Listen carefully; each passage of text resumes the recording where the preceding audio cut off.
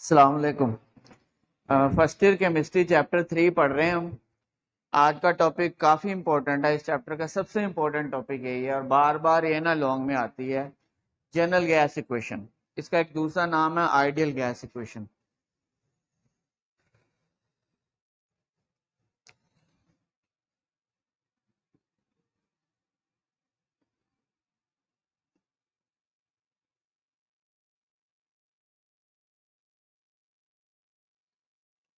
अच्छा, ये कहाँ से डिराइव होती है? तीन लॉज हैं। एक लॉ आपने पढ़ा, बॉयल्स लॉ पढ़ा ना? ये लॉ आपने पढ़ा बड़ी अच्छी तरह, बॉयल्स लॉ। फिर चार्ल्स लॉ भी पढ़ा आपने। एक लॉ है एवोगैड्रो लॉ, ये आप आगे पढ़ेंगे, है आसान, इधर ही कवर हो जाएगा।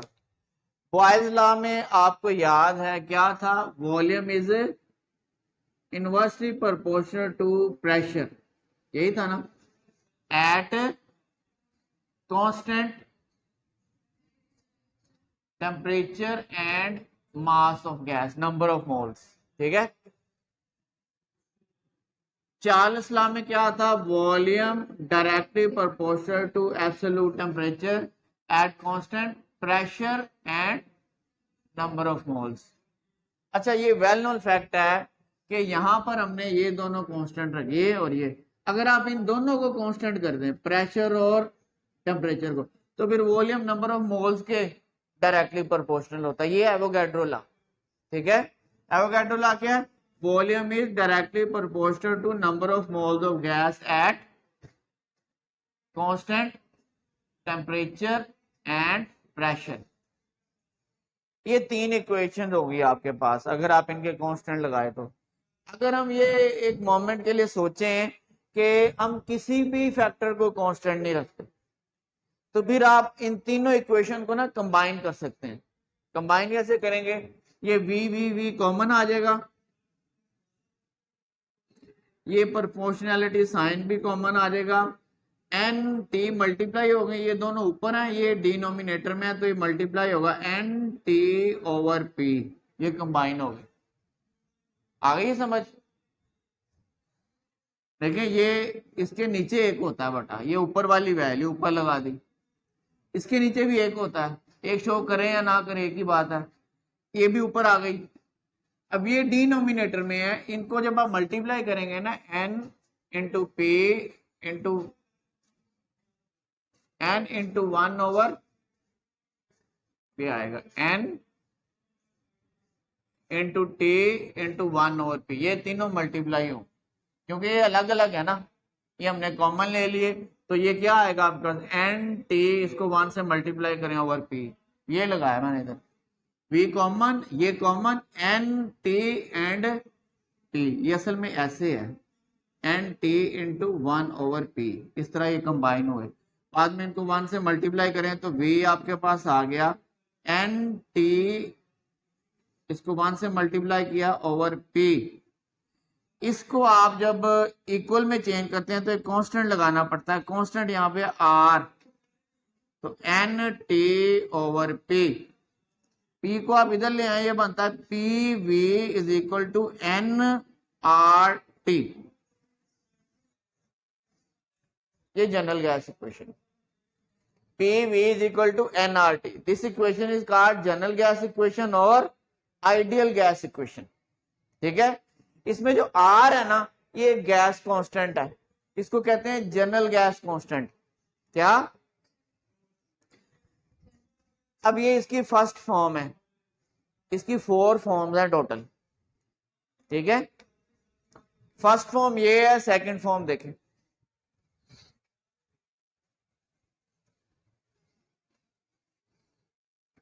ये जो जनरल गैस इक्वेशन है ना,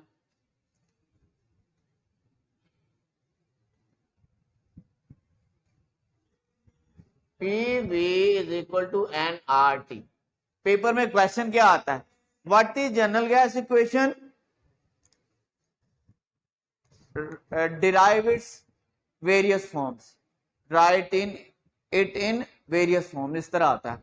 उसमें पहले आप उन्होंने स्टेटमेंट पूछी तो स्टेटमेंट दे, स्टेटमेंट यहाँ पे आती है, देखें इससे ही आप डेफिनेशन बना लें। ये दोनों मल्टीप्लाई हो रहे हैं, product of pressure and volume is equal to product of number of mole general gas constant and temperature T। ये है जनरल गैस। पहले इसके स्टेटमेंट लिखते हैं, बाद में डिराइव करते हैं, जैसे क्वेश्चन पूछा हो वैसे ही। ठीक है, अब आप देखें यहां पर, अगर ये है ना इक्वेशन 1, ये फर्स्ट फॉर्म आ गई आपके पास।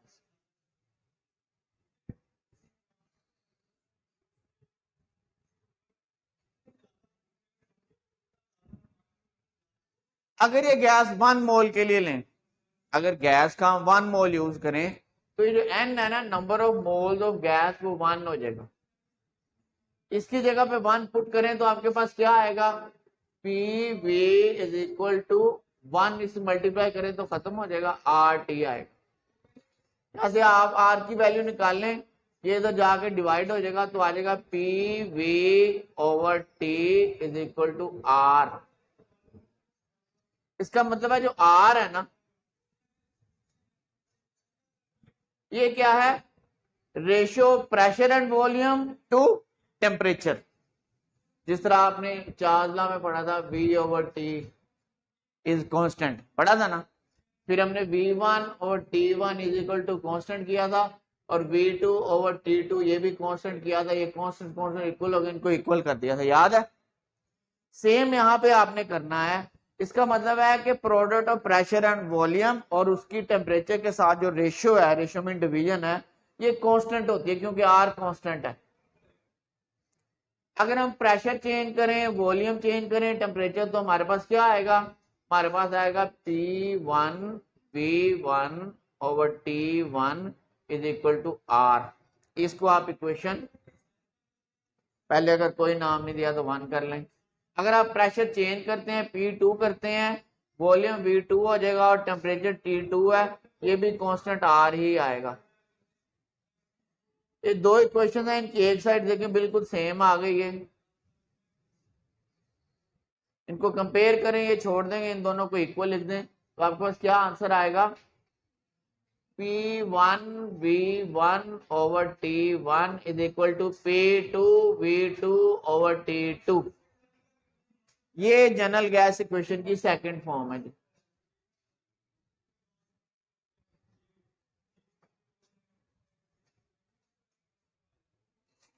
ठीक है, मुश्किल तो नहीं है। थर्ड फॉर्म क्या है, ये वाली जो फॉर्म है, फर्स्ट फॉर्म,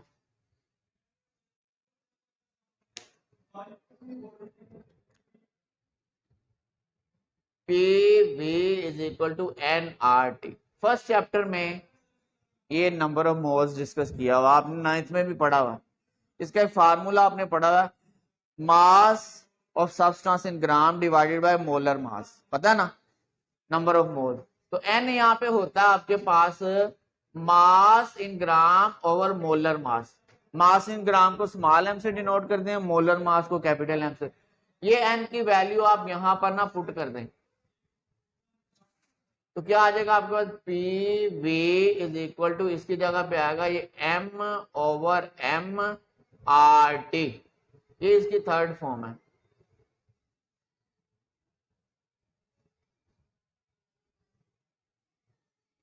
ये form molar mass find out करने के लिए यूज होती है, अगर हम प्रेशर, वॉल्यूम और टेम्परेचर फाइंड पता हो, प्रेशर पता हो, वॉल्यूम पता हो किसी गैस का, और टेम्परेचर, आर तो कांस्टेंट होता ही हमें पता होती है क्या, गैस का मास वेट भी कर सकते हैं, मोलर मास हमें नहीं पता होता। तो if we know the values of pressure, volume and temperature along with mass of the gas, then we calculate the molar mass of the gas with this equation। ये इसकी थर्ड फॉर्म होगी। ठीक है, फोर्थ फॉर्म मैं इधर कर देता हूं।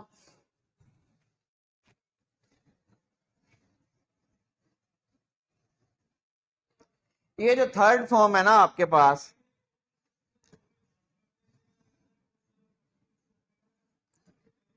P V is equal to M over M R T. यहां से देखिए v इधर मल्टीप्लाई हो रहा है और m इधर नीचे डिवाइड है, इनको आप इसको इधर मल्टीप्लाई कर सकते हैं, इसको डिवाइड कर सकते हैं। यहाँ पे आ जाएगा P M is equal to M over V, इधर आ जाएगा R T. Mass over volume में डेंसिटी होता है, क्या होता है? डेंसिटी का फार्मूला होता है D is equal to mass over volume. तो मास ओवर वॉल्यूम की जगह हम डेंसिटी लिख सकते हैं, तो ये आ जाएगा PM is equal to DRT। इसकी जगह पे D लगा दिया। अब यहां से आप डेंसिटी निकाल सकते हैं, कैसे?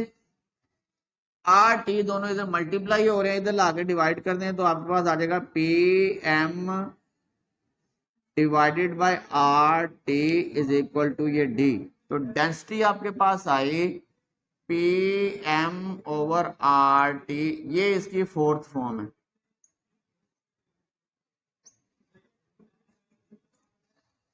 अगर आपको ये क्वेश्चन आता है what is general gas equation, तो ये यहां से इसकी डेफिनेशन दें, product of pressure and volume is equal to product of number of moles, general gas constant R and absolute temperature T। This equation may be derived as, ये लिख के तो यहां से शुरू कर दें, Boyle's law, Charles law combine करके ये फर्स्ट फॉर्म निकालें, फिर आप one number of mole one करके एन की जगह पे ये सेकंड फॉर्म निकालें, फिर थर्ड फॉर्म निकालें और फिर फोर्थ फॉर्म निकालें, यहां तक लिख के बस। बाकी फर्स्ट फॉर्म के बाद कुछ लॉज डिराइव किए हुए हैं, वो इस क्वेश्चन से अलग आते हैं, इसका हिस्सा नहीं, अगरचे के अंदर लिखे हुए हैं। फिर जो गैस कांस्टेंट R है ना, इसकी वैल्यूज 3 कैलकुलेट की, वो भी अलग से लॉन्ग में आता है, इसका हिस्सा नहीं है। बच्चे अक्सर वो भी अंदर लिखे जाएंगे, इतना लेंथी क्वेश्चन कभी नहीं देते, वो अलग से पूछेंगे। अगर वो नहीं अलग से पूछते तो जितना मैंने कहा है कि यहाँ पे R जो है ना, वो हमने गैस कांस्टेंट आप लिख दे, जनरल गैस कांस्टेंट, और बस बाकी वैल्यूज अलग से वो पूछते हैं, वो अब हम निकाल लेते हैं, ठीक है? तो मुश्किल तो नहीं है, कर लोगे, सिर्फ सारा कैलकुलेशन ही है, थोड़ी हल्की फुल्की, सिर्फ फार्मूले आगे पीछे किया आपने। ये थी जनरल गैस इक्वेशन। इसको आइडियल गैस इक्वेशन भी कहते हैं, क्योंकि ये आइडियल गैस पे अप्लाई होती है। आइडियल गैस मैंने बताया था वो होती है जो तमाम गैस लॉज को under all conditions of temperature obey करे। ऐसी गैस जो तमाम गैस लॉज को ओबे करे under all conditions of temperature and pressure, लेकिन ऐसी गैस कोई भी नहीं है, वो हर गैस कहीं ना कोई डेविएट करती है, ठीक है? तो जो दूसरी गैसेस हैं वो रियल होती हैं, रियल गैस, जैसे कार्बन डाइऑक्साइड है, ऑक्सीजन है, नाइट्रोजन है, सल्फर डाइऑक्साइड, ये रियल गैसेस हैं। अब रियल जो है ना, ये आइडियल नहीं होती, तो फिर हम इनको क्या कहते हैं? Non ideal. नॉन आइडियल और रियल एक ही बात है। आइडियल वो होती हैं जो हमारे आईडीए में है, आई समझ?